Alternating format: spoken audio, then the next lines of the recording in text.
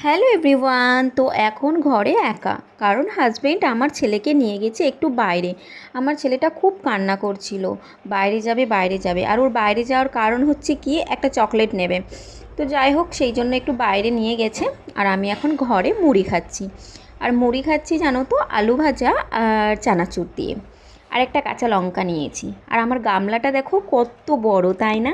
কি করব জানো, অনেক মানে সব বাটি দেখছি রান্নাঘরে তরকারি নয় কিছু না কিছু আছে, ওই জন্য এই গামলাটা দেখছি পড়ে আছে, সেই জন্য এটাতেই নিয়ে নিলাম।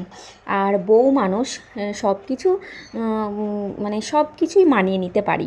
হ্যাঁ, যে কোনো কিছুতে খাওয়া বা কোনো কিছু সব কিছু মানিয়ে নিতে পারি। অতটা মায়ের বাড়িতে যতটা ওই যে একটা রাগ জ্বালাতন থাকে, সেটা কিন্তু শ্বশুরবাড়িতে আর বউয়েদের থাকে না। হ্যাঁ, তো যাই হোক, দেখো আমি কিন্তু এখন ঘরটাও একটু মানে পরিষ্কার করে নিচ্ছি।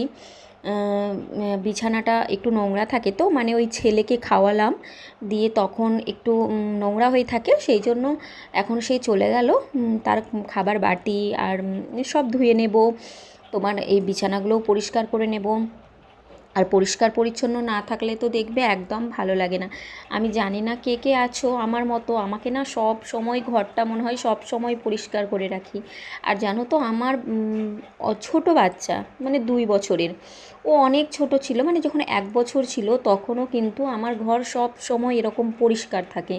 মানে আমি নোংরা কখনোই করে রাখি না। যে অনেকে বলে যে ছোট বাচ্চা পারা যায় না, কিন্তু তুমি যদি পরিষ্কার থাকো, আমি মনে করি হবে। ছোট বাচ্চাদের থাকলেও হবে, সেটা অভ্যেস করে দিতে হবে, তাহলে তোমার বাচ্চাটাও দেখবে সেই রকমভাবেই দেখে তোমাকে বড় হবে, এই পরিষ্কার দেখেই বড় হবে।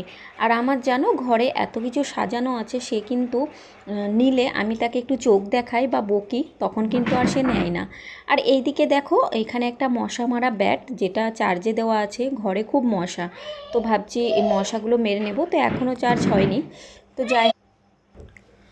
যাই হোক, এই দেখো এখন একটু বসতে তো সেরকমভাবে পাই না, ওই বাইরে গেছে বলে ছেলে, এখন বসে আছি।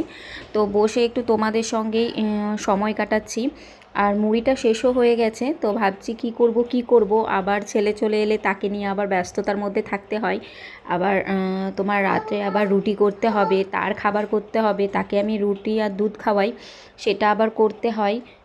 তো তার জন্যই এই সময়টা একটু বসে আছি। তো এখন যাব রুটি করতে, আর আমার ছেলে একটু পরেই চলে আসবে। ইচ্ছে না হলেও কিন্তু করতে হয়।